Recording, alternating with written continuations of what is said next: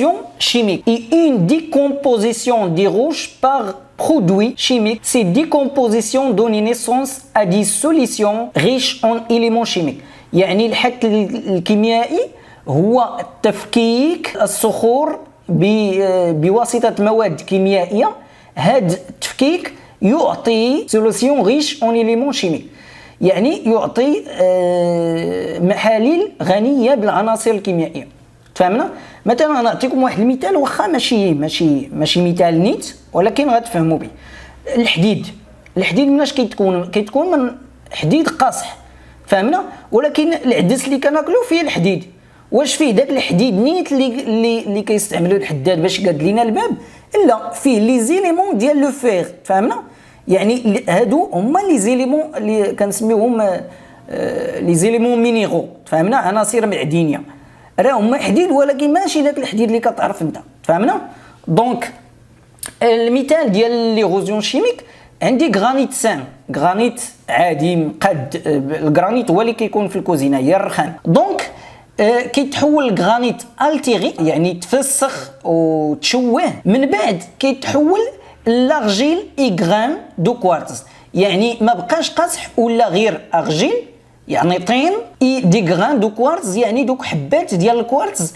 باش تعرفوا شنو هما الحبات ديال الكوارتز، فاش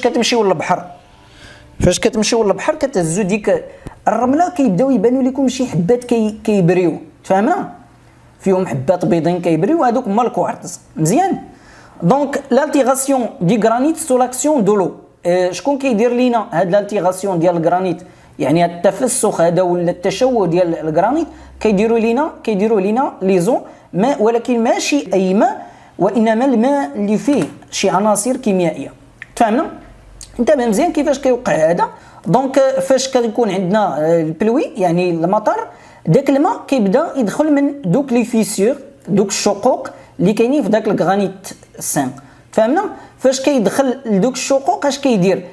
l'infiltration de l'eau provoque l'altération de la roche, il devient friable, formation de l'arène granitique. هاد لي زارين غرانيتيك هو فاش كيدخل داك الماء كيبدا يشتت لينا ديك الغرانيت، داك البلوك ديال الغرانيت، وكيتحول لطرف صغار.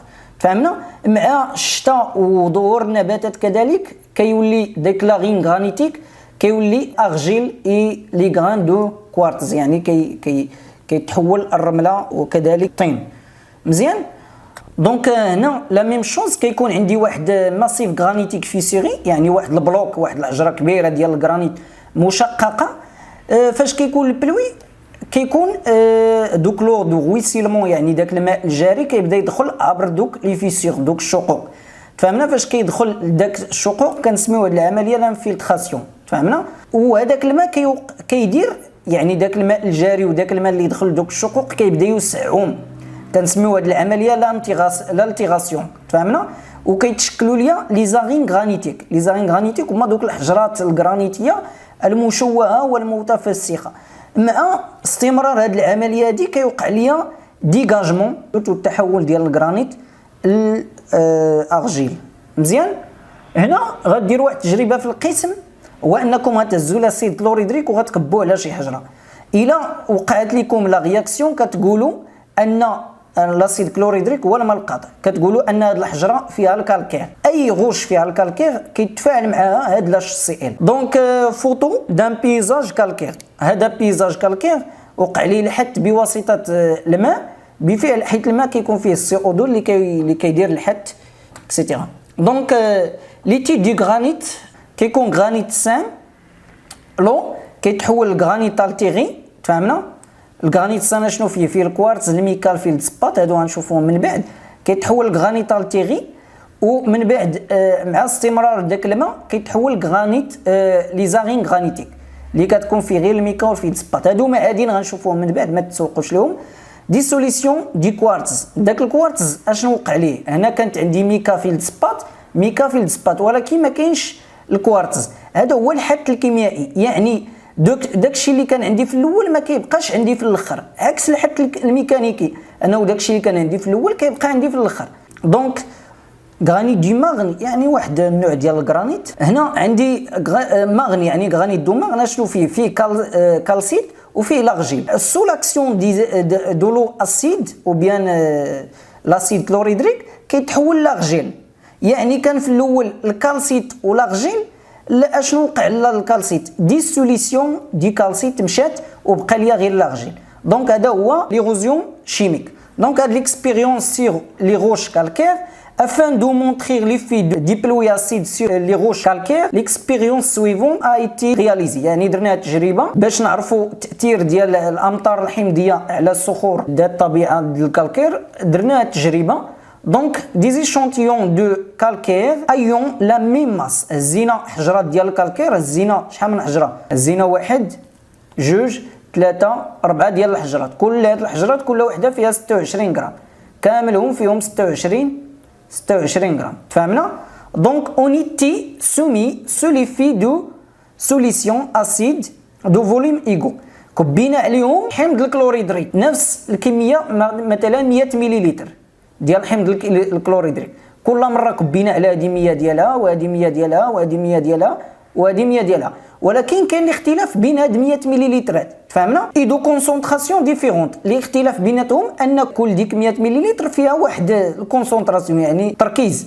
بالنسبه الاول كبينا عليه 100 مليلتر التركيز ديالو هو 25، الثاني كبينا عليه التركيز ديالو هي 10%، الثالث كبينا فيه الماء ديال البحر، الرابع كبينا عليه الماء ديال المطر. فهمنا؟ دونك او بريزونت لي ريزولتا اوبتيني ابري 60 جور، من بعد 60 يوم. شوف في الاول الحجره الاولى شحال كان فيها؟ كان فيها 26، وشحال بقى فيها من غرام؟ ولات فيها غير 17 غرام. علاش؟ حيت فاش كبينا عليها هاد 100 مليلتر ديال لاسيديتي ديال 25 بقات فيها غير تاكلات وتشتتات وبقات فيها غير 15. لا ميم شوز، هذه كانت 26 ولات 21، هذه كانت 26 ولات 25، هذه 26 25. يعني في كلتا الحالتين تاكلوا هاد الصخور، ولكن كل صخره تاكلت بدرجه ماشي بحال الاخرى. سي بون، هذا الشيء ناتج عن تغير التركيز. اذا comparer les masses des échantillons de roches obtenus à la fin de l'expérience, qui concluons la masse des échantillons a diminué à la fin de l'expérience. Nous concluons qu'ils ont subi une dissolution. Solifie dissolution يعني ان وقع لهم ديسوليسيون، يعني لا ماس ديالهم انقصات، كانت 26 كل واحد تحولات لواحد النسبه. هذا الشيء تحت تاثير الذوبان. expliquer l'effet de l'eau de la mer et l'eau de la pluie sur les roches. علاش ماء البحر وماء الماء ديال البحر هنا والماء ديال المطر ادى الى نقصان الحجم؟ دونك ليكسبليكاسيون لا سالينيتي يعني الملوحه de l'eau de la mer et l'acidité يعني الحموضه de l'eau de la pluie يعني الملوحه ديال الماء ديال البحر والحموضه ديال الماء ديال الشتاء contribue à la fragmentation، شارك ولا ساهم في تجزيء وتشتيت الصخرة en réagissant avec les composants de la roche، لأنها تفاعلت مع المكونات ديال الصخرة. مزيان؟ expliquer pourquoi cette érosion est appelée chimique. علاش سمينا هذا الحد كيميائي؟ دونك باش نفسروا علاش كنسميوه كيميائي، سيت ايروزيون اي شيميك باسكو لي روش سو ديكومبوزون بار دي رياكسيون شيميك. علاش سمينا كيميائي؟ هاد الصخور تجزئوا وتشتتوا بفعل تفاعلات كيميائيه. نتمنى تكونوا فهمتوا هاد البارتي باس. لو دو بلوي يعني لو دو بلوي الماء ديال الشتاء فان سو شارجي دو ديوكسيد دو كربون، يعني كيكون غني بثنائي اكسيد الكربون. دي هي جوج، اكسيد اكسجين، كربون هو سي. دونك CO2.